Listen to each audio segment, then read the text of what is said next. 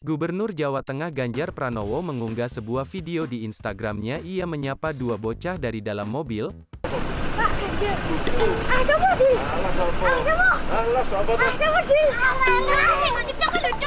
Kedua bocah tersebut kaget dan kebingungan ketika melihat Ganjar Pranowo yang sedang melintas di jalan.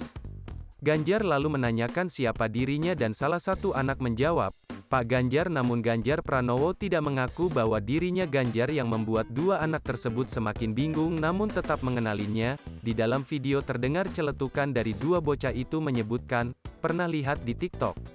Setelah tidak mengaku bahwa dirinya Gubernur Jawa Tengah, membuat dua bocah tersebut girang dan kebingungan siapa sosok yang ada di dalam mobil hitam tersebut. Selanjutnya Ganjar menyebut dirinya Tugiman, yang membuat dua bocah tersebut tertawa terbahak-bahak.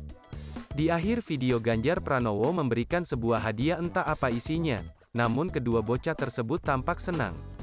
Video yang diupload di akun @ganjarpranowo tersebut banyak mendapat komentar positif yang telah ditonton 1 juta kali dan mendapat 160.000 suka.